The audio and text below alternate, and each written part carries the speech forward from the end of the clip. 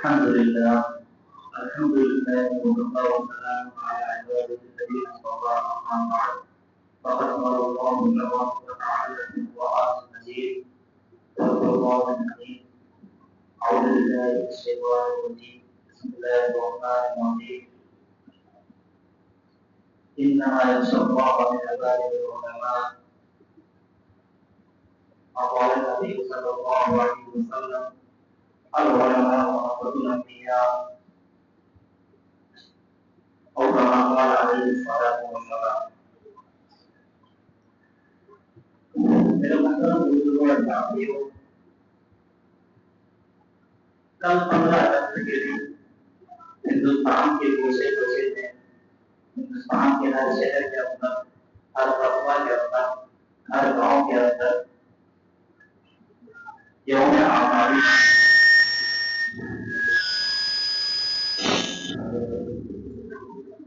آزادی منایا گیا کہ وہ آزادی انڈیپینڈنس ڈے جس کو کہتے ہیں، یوم آزادی، کہ جس کو ہر مذہب کے لوگ، ہر دین کے لوگ، کسی بھی مذہب سے تعلق رکھنے والے لوگ اس کو سیلیبریٹ کرتے ہیں یا کیا۔ سب سے پہلی چیز ہمیں یہ سمجھنی چاہیے، ہمیں اس بات کو غور دلانا چاہیے، یہ جو آزادی جس کو ہم ہندوستان والے 78 سالوں سے منا رہے ہیں، جس کو ہم سیلیبریٹ کرتے ہیں، جس کو ہم ہر سال ایک تہوار کی طرح مناتے ہیں، اس کے پیچھے کا پس منظر کیا ہے، اس کے پیچھے کا بیک گراؤنڈ کیا ہے؟ کیا یہ آزادی انسان کو مفت میں مل جاتی ہے؟ کیا یہ انسان کو آزادی ایسے ہی ایک تشکری آن لگا کر کے فروغ دیا جاتا ہے؟ نہیں میرے دوستوں بزرگوں، بلکہ ہمیشہ اس آزادی کے پیچھے اور ایک فریڈم لائف جینے کے پیچھے ہماری اخلاق کی قربانیاں موجود ہوتی ہے، جو کہ ہمیں بتاتی ہے کہ آپ کے لیے کتنا وہ معتبر دن ہے اور کس قدر عظیم دن ہے، کس قدر تمہارے لیے لائق قدر دن ہے، کیونکہ وہ آزادی جس کو ہر قوم کے لوگ، ہر مذہب کے لوگ، ہر فرقے کے لوگ اور ہندوستان کے گوشے کے کونے کونے میں لوگ مناتے ہیں، تو اس کے پیچھے کا پس منظر کیا ہے؟ کیا آزادی ہمیں مفت میں مل جاتی ہے؟ کیا اس آزادی کے پیچھے کسی کا ہاتھ ہوتا ہے؟ میرے دوست بزرگوں، اللہ تبارک و تعالیٰ کا اصول رہا ہے کہ جب بھی کوئی قوم آگے بڑھنا نہیں چاہتی ہے، جب بھی کوئی قوم اگر اپنے آپ کو بدلنا نہیں چاہتی ہے، اپنے حق کو لینا نہیں چاہتی ہے، چاہے کسی طریقے سے بھی ہو، ہم اسے وہ چیز عنایت نہیں کرتے ہیں۔ جنگ بدر کے موقع پر آپ دیکھ لیجئے کہ نبی پاک صلی اللہ علیہ وسلم نے تمام منصوبوں پر عمل کیا تھا، اور اس سے قبل جتنی بھی چیزیں تھیں، اس کے جنگ لڑنے کے تعلق سے یا کفار کو مات دینے کے تعلق سے یا ان کے سامنے فتح حاصل کرنے کے تعلق سے اللہ کے نبی صلی اللہ علیہ وسلم نے تمام منصوبوں پر عمل کیا تھا۔ پھر اس کے بعد پھر کیا کہتے ہیں، نبی پاک صلی اللہ علیہ وسلم کو اور ان کے صحابہ کو فتح ملی تھی۔ قرآن نے اس سلسلے میں کہا اذا جاء نصر اللہ والفتح، کہ اللہ کی مدد بھی اسی وقت آتی ہے جب ایک انسان کوشش کرتا ہے۔ اللہ کی مدد انسان کے ساتھ اس وقت شامل حال ہوتی ہے جب انسان اس سلسلے میں غور و فکر کرتا ہے۔ میرے دوست بزرگوں، ہندوستان کے اندر ہندوستان کی یہ آزادی جو ہمیں ملی ہے، ان کی مفت میں نہیں دی گئی ہے کہ یہ 14-15 اگست کا دن رہا ہو اور اس کے بعد ایک فرشتہ آسمان سے تشریف لایا ہو، آسمان سے تشریف لانے کے بعد یہ ہم لوگوں کو کہا گیا ہو کہ بھائی یہ جو آزادی ہے، یہ آزادی ہم تم کو دے رہے ہیں، کل سے تم منانا۔ نہیں میرے دوست بزرگوں، اس وقت ہندوستان کے اندر، ملک ہندوستان کے اندر انگریزوں کا ناپاک قدم پڑا تھا۔ جس وقت ملک ہندوستان کے اندر انگریزوں نے اس کو اپنے حصے میں لینے کے لیے، ایک سامراج قائم کرنے کے لیے یا اس ہندوستان کے اوپر حکومت کرنے کی سازشیں چلی تھی، اس وقت ہمارے اسلاف نے، ہمارے علماء نے، ہمارے ائمہ نے ہمارے ان اساتذہ نے کیا قربانی دی تھی جن کی وجہ سے یہ ملک ہندوستان آزاد ہوا. میرے دوست بزرگوں، آج ہم میں سے بہت سے لوگ اس بات سے ناواقف ہیں. بہت سے لوگ ہم لوگ اس بات سے ناواقف ہے کہ ہندوستان کی آزادی کے اندر علماء دیوبند کا بالخصوص تمام تر علماء کا، اسپیشلی علماء دیوبند کا کیا کردار رہا تو اس کو بیان کرنا ضروری ہے. چونکہ ہم اپنی تاریخ سے واقفیت نہیں رکھتے ہیں، اپنی ایک ہسٹری سے واقفیت نہیں رکھتے ہیں، جس بنیاد پر ہم کیا کہتے ہیں سماجی طور پر، سوشل طور پر، ہر طور پر مارے جاتے ہیں. یا اپنے تعلق سے کوئی خبر علم میں نہیں تھی، ہمارے پاس علم ہی نہیں ہے کہ ہم کس کی بات کہاں پر کریں، کس کی بات کو سامنے لے کر کے آئے. اس وجہ سے میرے دوستوں کو بتایا جاتا ہے کہ 1830 کے اندر سب سے پہلے انگریزوں کے خلاف سب سے پہلے جنہوں نے جہاد کا فتویٰ دیا تھا وہ شاہ محدث دہلوی رحمۃ اللہ علیہ. شاہ محدث دہلوی رحمۃ اللہ علیہ انگریز جو ہندوستان کے اندر ناپاک مذہب کے ساتھ، ناپاک منصوبوں کے ساتھ آیا تھا، بظاہر تو یہ دکھنے میں لگتا تھا کہ وہ تجارت کے غرض سے آیا ہے، بظاہر تو یہ دکھتا تھا کہ وہ بزنس کے تعلق سے آیا ہے، بظاہر تو یہ لگتا تھا کہ وہ ہمارے نوجوانوں کو نوکری دینے کے لیے آیا ہے، بظاہر تو یہ لگتا تھا کہ ہندوستان کی تعمیر و ترقی کے لیے آیا ہے. لیکن میرے دوست بزرگوں، ان کے یہ ارادے نہیں تھے، ان کے یہ ارادے نہیں تھے. ان کے ارادے صرف اور صرف ہندوستان کے اندر سامراج قائم کرنے کا تھا، ملک ہندوستان کے اوپر حکمرانی کرنے کا تھا. ان کا ارادہ صرف ملک ہندوستان کے اوپر سلطنت قائم کرنے کی تھی اور بادشاہی کرنے کی تھی. کسی طرح سے ہندوستان کو غلام بنا کر کے رکھا جائے، کس طریقے سے ہندوستان کے لوگوں کو ذہنیت سے بھی غلام بنایا جائے، جسمانی طور پر بھی غلام بنایا جائے، ان کو کام پر لگایا جائے اور اپنی حکمرانی کرے. اس وقت سب سے پہلے انگریزوں کے ناپاک سازشوں کو، انگریزوں کے ناپاک منصوبوں کو پرکھنے والے کوئی اور نہیں تھے، ہمارے علماء کرام تھے. قرآن کی میں نے آیت پڑھی تو علماء جو ہوتے ہیں انبیاء کے وارث ہوتے ہیں، انبیاء کے وارث ہوتے ہیں اور انبیاء کے وارث ہوتے ہیں. اور تمام لوگوں میں سب سے زیادہ علم اگر کسی کو عام لوگوں کے مقابلے میں کسی کو دیا جاتا ہے تو وہ نبیوں کو دیا جاتا ہے. باقی چیزیں، حالات کو پرکھنے کا سوجھ بوجھ اگر کسی کو دیا جاتا ہے تو وہ نبیوں کو دیا جاتا ہے. میرے دوستوں بزرگوں نے یہ علماء وارث تھے انبیاء کے، انہوں نے صاف طور پر پرکھ دیا تھا کہ ہندوستان کے اندر یہ انگریزوں کی ناپاک کوشش ہے. انہوں نے کئی تحریک چلائی، انہوں نے جہاد کا فتویٰ دیا. انہوں نے جہاد کا جب فتویٰ دیا تو اس کے بعد کیا کہتے ہیں کہ اسماعیل محدث دہلوی رحمۃ اللہ علیہ کا انتقال ہو جاتا ہے. انتقال ہونے کے بعد پھر کیا کہتے ہیں کہ ان کے 2 4 5 6 7 8 شاگرد تیار ہوتے ہیں جو شاہ اسماعیل رحمۃ اللہ علیہ، شاہ احمد شہید رحمۃ اللہ علیہ کی شکل میں موجود ہوتے ہیں. پھر وہ انگریزوں کے خلاف ناپاک سازشوں کو ناکام کرنے کے لیے کھڑے ہوتے ہیں اور ہندوستان کے اندر ان کے دلدلے کو ختم کرنے کی کوشش میں وہ بھی شہید ہو جاتے ہیں. میرے دوست بزرگوں، یہ قربانی یا پھر ان کا جان کا پروانہ پیش کرنا، جان کا نذرانہ پیش کرنا، یہ کوئی معمولی نہیں تھا، یہ کوئی عام سی بات نہیں تھی. تاریخ کے اندر لکھا گیا ہے کہ جب 1864 کے اندر 1864 سے لے کر کے 1866 تک 67 تک کیا کہتے ہیں کہ یہاں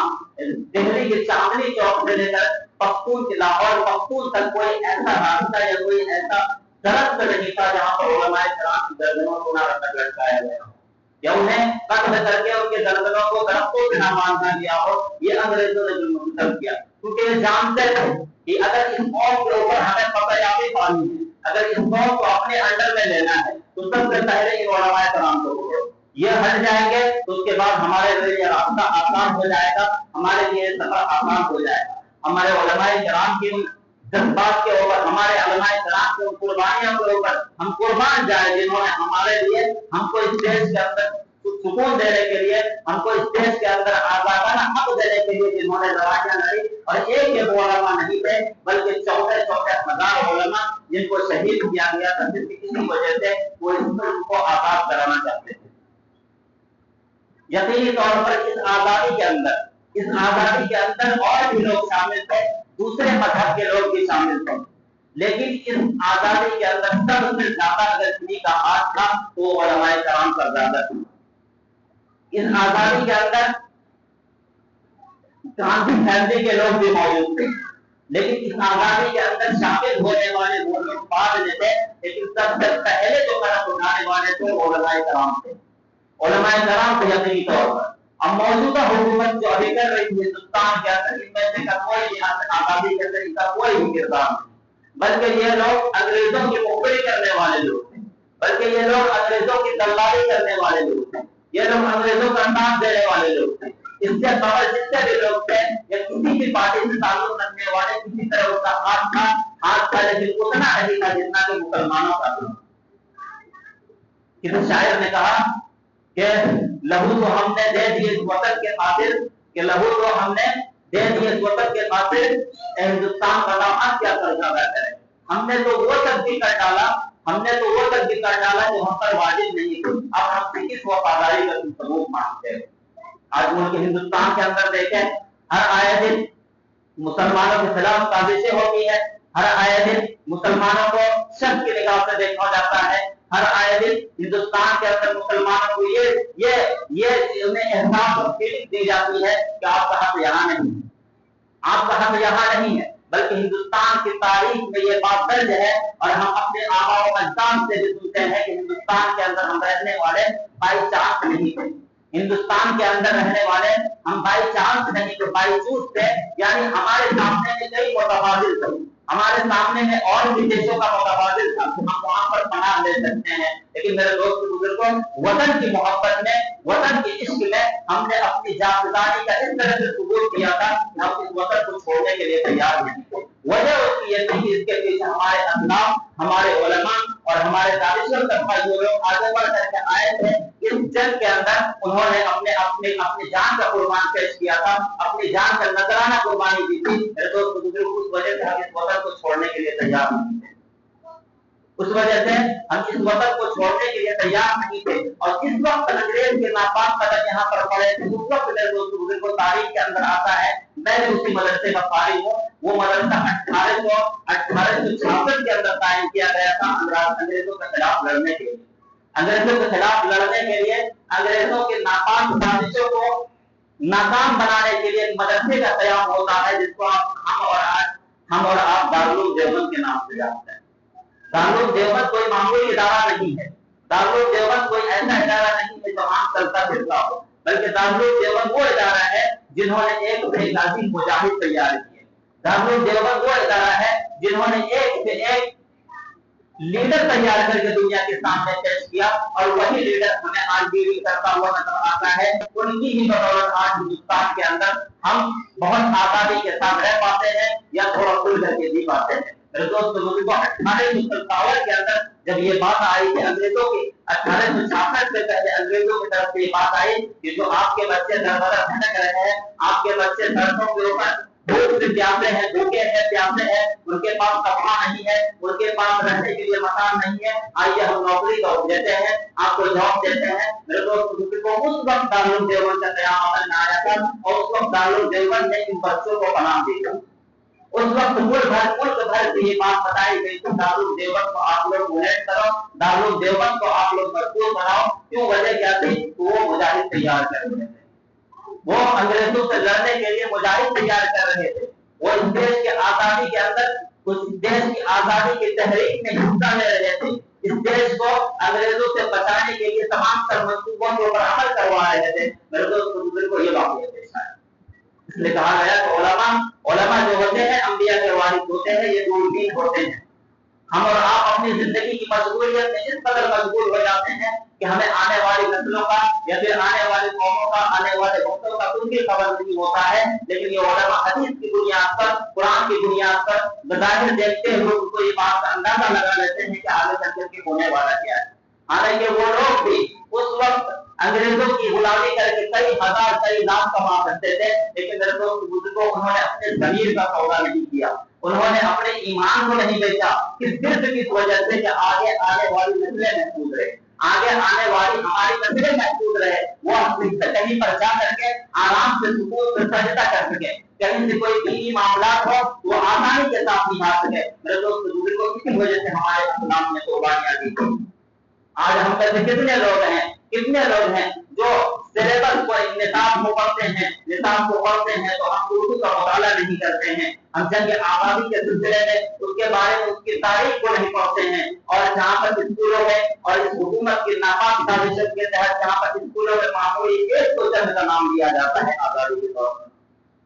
जबकि मुसलमानों का किरदार आज़ादी के अंदर बहुत ही ज्यादा था, फिर भी उसका हर चंद नाम लेकर के ये कोशिश की जाती है कि इसकी तारीख मिटा देंगे, इसकी तारीख उसी से गायब कर देंगे। मेरे दोस्त बुजुर्गों, इसके जिम्मेदार सिर्फ और सिर्फ मुसलमान कौम है, इसके जिम्मेदार सिर्फ और सिर्फ मुसलमान कौम है। किसी ने कहा ना कि अगर किसी के देश पर कब्जा पाना हो, किसी की जगह को खत्म करना हो, अपने अंदर ले जाना हो, तो सबसे पहले वहां की नौजवान नस्लों को बताइए, सबसे पहले वहां की नौजवान नस्लों को तबाह बर्बाद कर दो, सबसे पहले वहां की नौजवान नस्लों को एक मेडिकली तौर पर एक मरीज बना दो, एक मरीज बना दो गुलामी का। फिर जब वो उस पर कब्जा हो जाएगा तो तुम बेफिक्र होकर के सो जाओ, वो कौन तुम्हारी हो जाएगी आने वाले समय। मेरे दोस्त बुजुर्गों, आज आजादी हिंद के बारे में पढ़ते नहीं है, आजादी हिंद के पीछे जो कुर्बानियां लगी है लोगों की उसके बारे में जानकारी रखते नहीं है। आजादी हिंद के सिलसिले में जिन लोगों ने अपना सर कटाया था उनका नाम तक नहीं जानते हैं। हम आपसे पूछते हैं, कम से कम आप प्लीज क्या कहते हैं कि ऐसे ऐसे मुजाहिद का, इस्लाम के मुजाहिद का जिन्होंने आजादी हिंद के अंदर बढ़ चढ़ करके हिस्सा लिया था, आप नाम बताएं। आप नहीं बता पाए,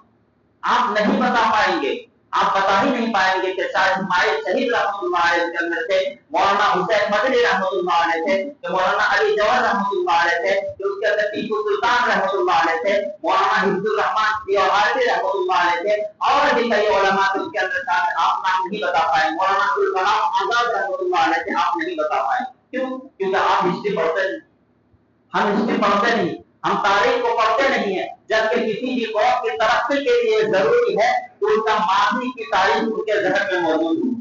पांच में क्या गुजरा है, उनके साथ क्या हुआ है, उनकी तारीख उनके जहन में मुस्तहदर हो। अगर नहीं होगा तो वो कौम आगे चलकर फ्यूचर का एक प्लान नहीं बना सकती, फ्यूचर के अंदर वो मुस्तकबिल के अंदर कामयाब नहीं हो सकती है। क्योंकि वो जाएगा सामने में, उसको पढ़ा दिया जाएगा बाबू ऐसा है, ऐसा हुआ ही किया है, तो कौन बोले यहाँ ऐसा ही ऐसा नहीं, जबकि हकीकत से उसका कोई भी वास्ता नहीं। मेरे दोस्तों बुजुर्गों, हुकूमत की यही साजिश करती है किसी तरीके से मुस्लिम नौजवानों को और मुस्लिम कौमों को किस तरह से तारीख से नाबलद बना दिया जाए, तारीख से हिस्ट्री से नावाकिफ बना करके इनके सामने एक नई हिस्ट्री ले जाई जाए। मेरे दोस्तों बुजुर्गों, हमारी जिम्मेदारी है कि हिस्ट्री को पढ़ें और हिस्ट्री को पढ़ने के साथ साथ हुकूमत के चाल को समझें, हुकूमत के चाल को समझें। एक शायर साहब है, उन्होंने बड़ी अच्छी बात कही थी, बहुत ही ज्यादा मकबूल शायर है, जिनका इंतकाल हो गया है 2020 या 21 में, डॉक्टर राहत इंदौरी साहब, जानते हैं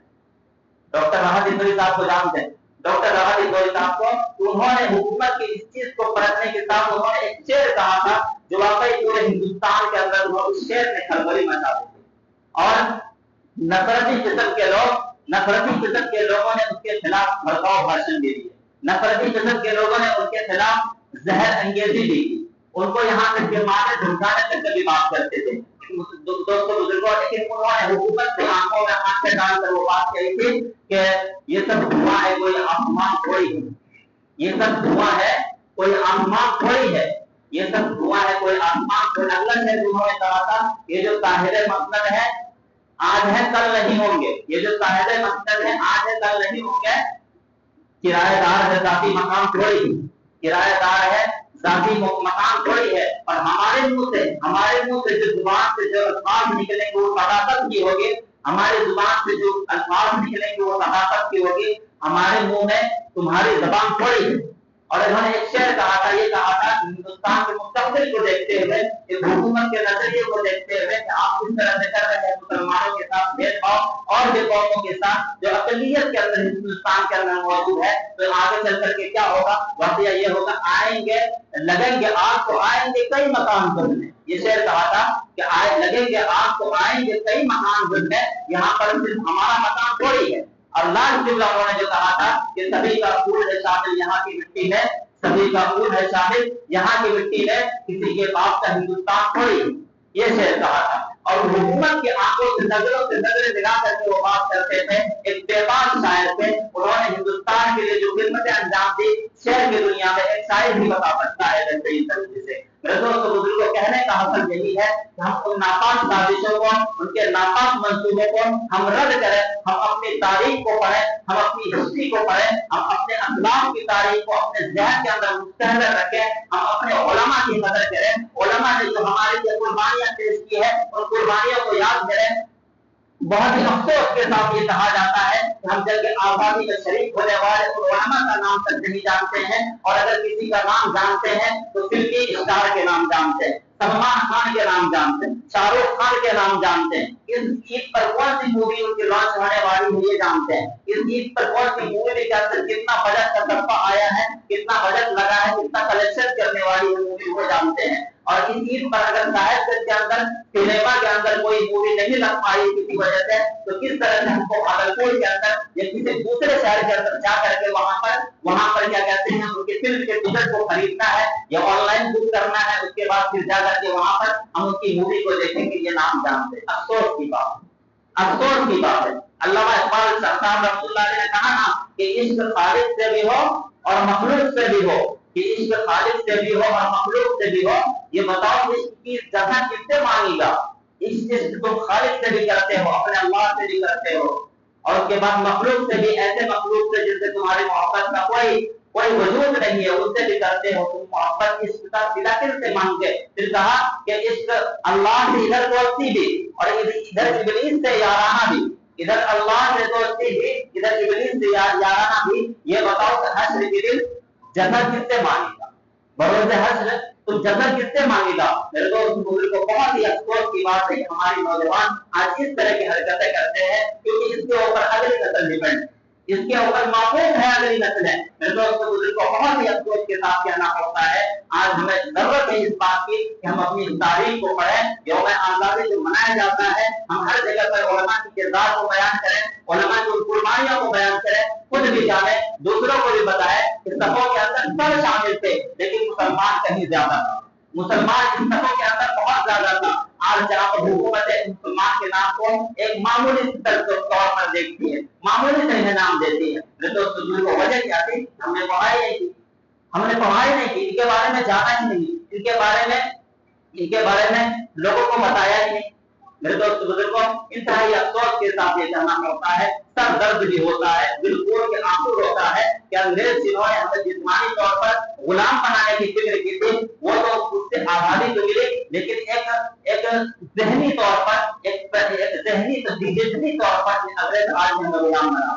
आज का नौजवान फेसबुक के अंदर मुलव्विस है, आज का नौजवान ट्विटर के अंदर मुलव्विस है, आज का नौजवान इंस्टाग्राम, टेलीग्राम, स्नैप के अंदर मुलव्विस है, आज का नौजवान रील्स को देखता रहता है, आज का नौजवान ऐसा खेल जिसके अंदर जो खेल क्या कहते हैं किसी भी एतबार से जिस्मानी वर्जिश के लिए भी काफी नहीं है। कैरम खेलने वाले लोग, कैरम खेलने वाले लोग, जुआ खेलने वाले लोग, मोबाइल के अंदर एम से कुछ खेलने वाले लोग, उसके अंदर ब्लड सर्कुलेशन नहीं होता है, उसके अंदर जिस्मानी तवानाई हासिल नहीं होती है। आज ये कौन ज़हनी तौर पर वहां का मरीज बन चुका है, ज़हनी तौर पर ये कौन वहां पर मरीज बन करके अपना वक्त इतना बर्बाद करती है, इतना बर्बाद करती है, इतना बर्बाद करती है कि हमारी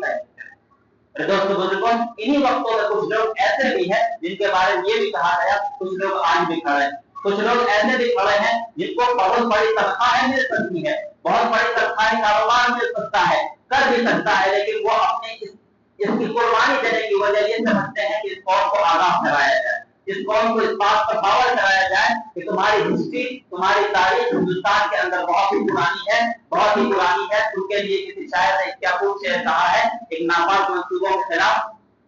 कि कातिल ने हाथ खून पोंछा था किसी के दामन से,